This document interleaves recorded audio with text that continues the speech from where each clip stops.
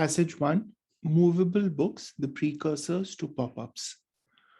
Towards the end of the Middle Ages, Europe saw the advent of numerous inventions that revolutionized the technology of the day. Which choice most clearly introduces the main topic of the passage? So we'll come back to this.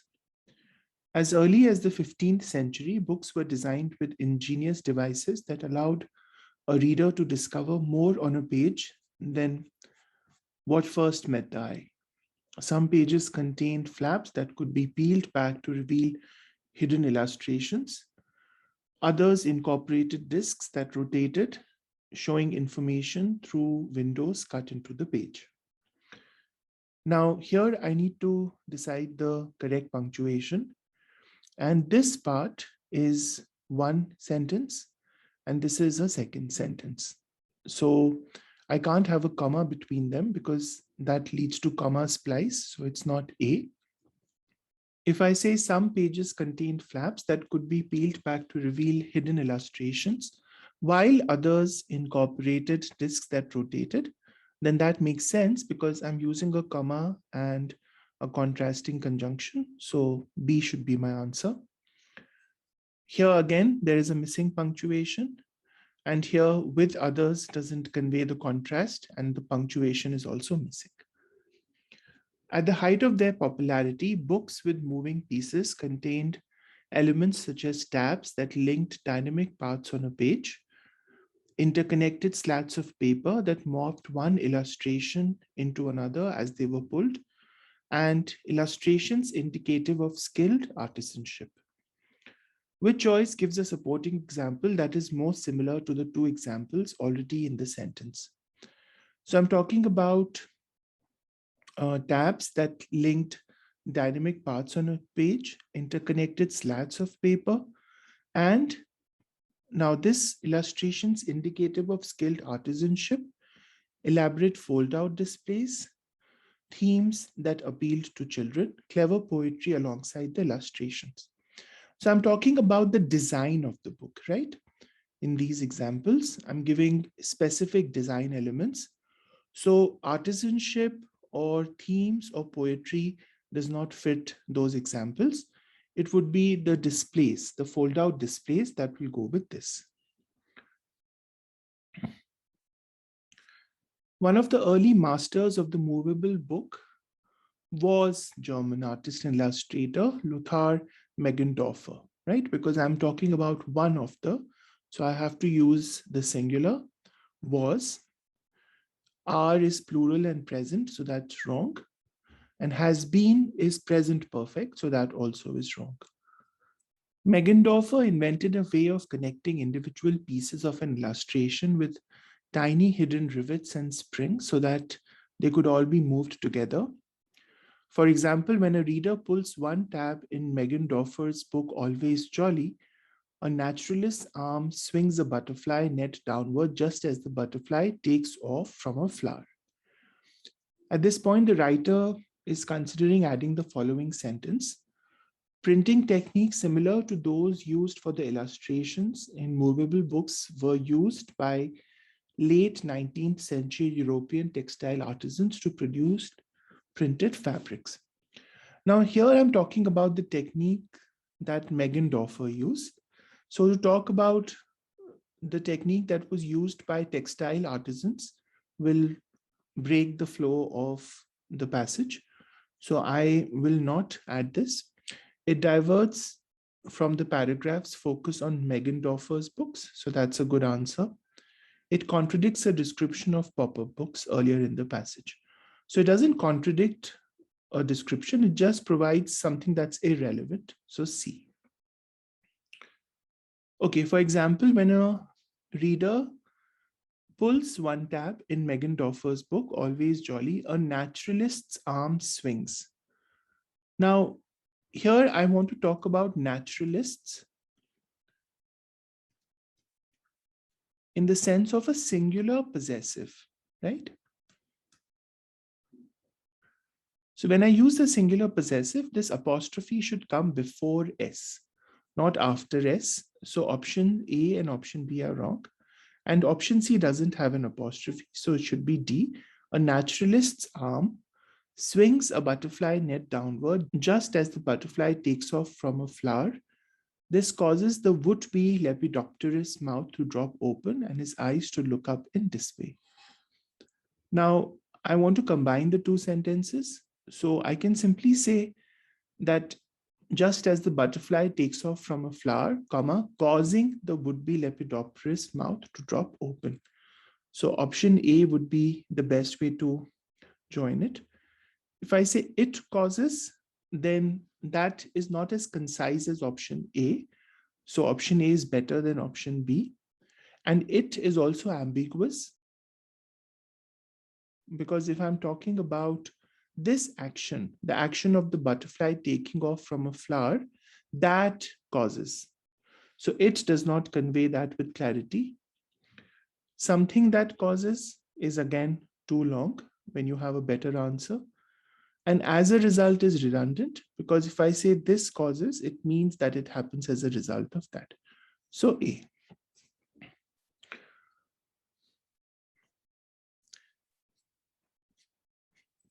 The book starts with a warning to children to be gentle when pulling the tabs because they are made of only paper.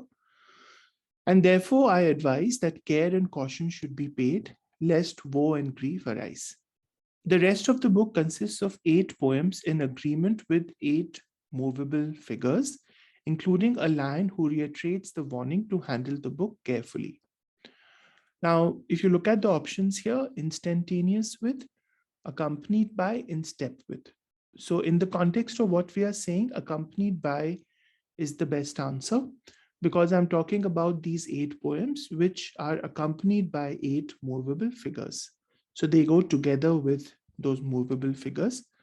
In agreement would not make sense in this context, because you can say that I am in agreement with him. So agreement is used in the context of 2 people or 2 ideas being on the same page. So it's not A. Instantaneous is used in the context of time. Instantaneous would mean something that happens immediately. So that also doesn't make sense here. And in step with would mean that it follows or it is not behind something. So that also doesn't make sense, because I'm talking about the poetry and the pictures going together. So this has to be lion. With his mouth opening and closing, displaying his fangs, the lion assures any children reading the book that he intends them no harm. Rather, it is the reader who may tear the lion in your play by being rough to him one day. Okay, so here I need to decide the punctuation. With his mouth opening and closing, displaying his fangs, the lion assures any children. So this would have a comma here, because this part is dependent on the rest of the sentence. So a comma makes sense. So option B is the best answer. I can't have a full stop because this part is not an independent sentence. I can't have a semicolon for the same reason. And the dash wouldn't make sense here because there is no break in the sentence at this point. I'm trying to simply join a dependent and independent clause. So B. Movable books were works of art made largely by hand and assembled from specialized materials by skilled artisans. Meggendorfer created a model of each book in its entirety. Once he was satisfied with the arrangement of the moving pieces and other details, he provided the artisans, right? I'm talking in the past tense, so I cannot say is providing or provides.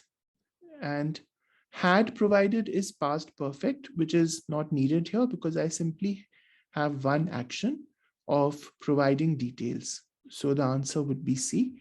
He provided the artisans with elaborately detailed instructions for how to assemble each page. The illustrations were produced through a refined printing process that resulted in beautiful colors and great detail. However, the labor-intensive production kept the price of the books too high for any but the wealthiest patrons. Fortunately, these incredible feats of engineering and artistry can still be seen moving in videos on the internet. The internet is an excellent tool for learning about and sharing such important feats from history. Okay, now which choice provides the most effective conclusion? Much historical footage, such as the 1969 moon landing, is also preserved on the internet. Through modern technology, the ingenuity of an inventor who used almost nothing but paper and imagination has been preserved. Modern engineers continue to draw inspiration from Meggendorfer's movable books. So the best way to conclude this would be C, because I'm talking about how we can still access the marvel of these books through videos on the internet. So through modern technology, the ingenuity of an inventor, that is Meggendorfer, who used nothing but paper, has been preserved. So this gives a very compact summary of what the passage has said.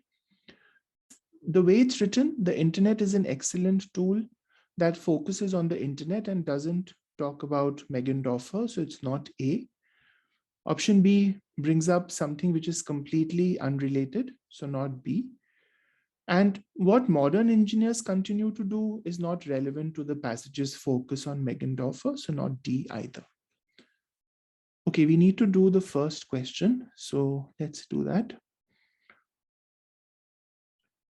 So this is a very general way to start the passage, so I don't think it's option A.